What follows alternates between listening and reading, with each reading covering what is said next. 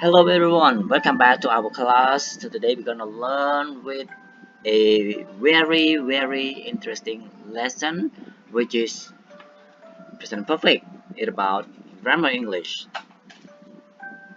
And I hope you guys keep learning in this video until the end. ទាំងអស់នេះសួស្តីយើងនឹងត្រឡប់មកវិញតមេរៀនរបស់យើងទៀតថ្ងៃនេះយើងនឹងរៀនវេយ្យាករណ៍ភាសាអង់គ្លេសដែលវាពិតជាមានសារៈសំខាន់មែនទែនមុនចាប់ផ្ដើមចង់ជូនដំណឹងទៅកាន់គ្នាយើងសម្រាប់គ្នាយើងណាដែលកំពុងតែរកថ្នាក់រៀនភាសាអង់គ្លេសអត់គិតថ្លៃយើងកំពុងតែរៀបចំថ្នាក់រៀនដែលអត់គិតថ្លៃតាមរយៈអនឡាញរៀងរាល់ចុងសប្តាហ៍ចាប់ពីម៉ោង8យប់ដល់ម៉ោង9កន្លះទាំងអស់គ្នាអាច scan Telegram ដើម្បីសួរព័ត៌មានក៏ដូចជាចុះឈ្មោះចូលរៀនជាមួយគ្នាផងដែរសង្ឃឹមថាជួបគ្នាទាំងអស់គ្នានៅក្នុងថ្នាក់រៀនអញ្ចឹងយើងនឹងចាប់ផ្ដើមមេរៀនរបស់យើងតែម្ដងថាអ្វីទៅជា present perfect អញ្ចឹងជាទូទៅ yes the present perfect is used in several distinct situations or always have connection in the present moment អញ្ចឹងទូទៅ present perfect នេះយើងត្រូវការបានប្រើប្រាស់ជាមួយនឹងមុខងារ3 4ខុសៗគ្នាទៅតាមបរិបទដែលវាតែងតែតាក់ទិនជាមួយនឹងព្រឹត្តិការណ៍ពីពេលបច្ចុប្បន្នអញ្ចឹងចំណុចទី1 action that started in the past and continue to the present សកម្មភាពដែលបានកើតឡើងនៅក្នុងអតីតកាលហើយវាបានបន្តមកដល់បច្ចុប្បន្ន This is often used with for and since អញ្ចឹងទូទៅនៅក្នុងលក្ខខណ្ឌនេះយើងប្រើវាជាមួយនឹង for ឬក៏ since ដើម្បីបញ្ជាក់អំពីអំឡុងពេលឬក៏រយៈពេលដែលបានកើតឡើងនៃព្រឹត្តិការណ៍មួយឧទាហរណ៍ I have lived in this city for 10 years អញ្ចឹងឃើញទេ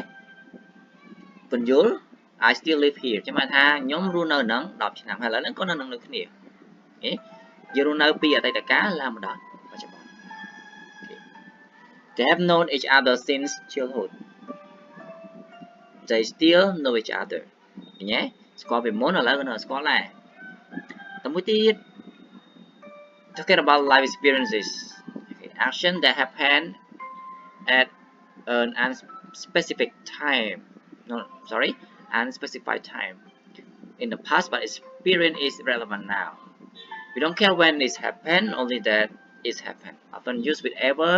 in question or never in the negatives អញ្ចឹងយើងប្រើវាក៏សម្រាប់បញ្ជាក់អំពីបទពិសោធន៍នៅក្នុងជីវិតដែរដោយគេអត់ផ្ដោតសំខាន់ទៅលើពេលវេលាជាក់លាក់ណាមួយនៅក្នុងអតីតកាលទេប៉ុន្តែបទពិសោធន៍នោះគឺវាតាក់ទិនជាមួយនឹងឥឡូវអូខេអញ្ចឹងយើងមើលឧទាហរណ៍មើលអញ្ចឹង yeah I have traveled to many countries អូខេឃើញទេ experience របស់ខ្ញុំបានធ្វើដំណើរជាច្រើនដងអញ្ចឹងឃើញវាតាក់ទងអញ្ចឹងផ្ដោតលើបទពិសោធន៍មួយទៀត she has never eaten sushi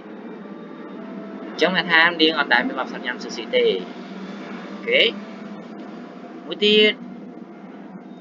completed action with a present result or consequences the action is finished but its effect is still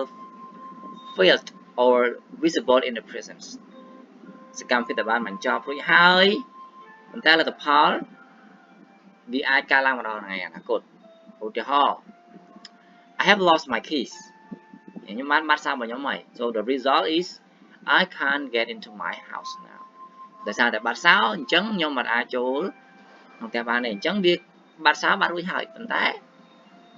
លទ្ធផលដែលបានមកដល់បច្ចុប្បន្នគឺអត់អាចចូលផ្ទះបានអូខេមួយទៀត she has broken her leg the result she can't walk now okay មួយទៀត action completed very recent often with just already or yet អញ្ចឹងក៏យើងប្រើជាមួយនឹងសកម្មភាពដែលបានបញ្ចប់ថ្មីអញ្ចឹងយើងអាចប្រើប្រាស់ជាមួយនឹងពាក្យ adverb just already ឬក៏ yet អូខេអញ្ចឹងគេបញ្យល់ថា just implies a very certain action just គឺប្រើដើម្បីអះអាងអំពីសកម្មភាពដែលទឹកតែថ្មី already implies something happened sooner than expected អញ្ចឹង already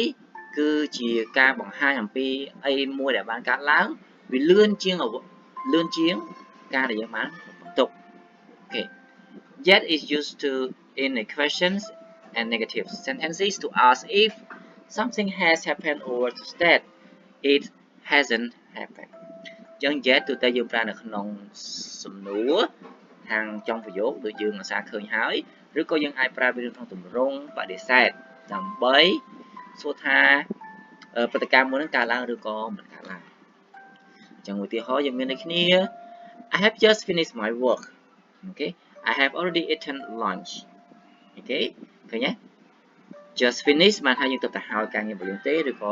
have already eaten បានថាយើងញ៉ាំអាហារថ្ងៃត្រង់រួចទៅហើយ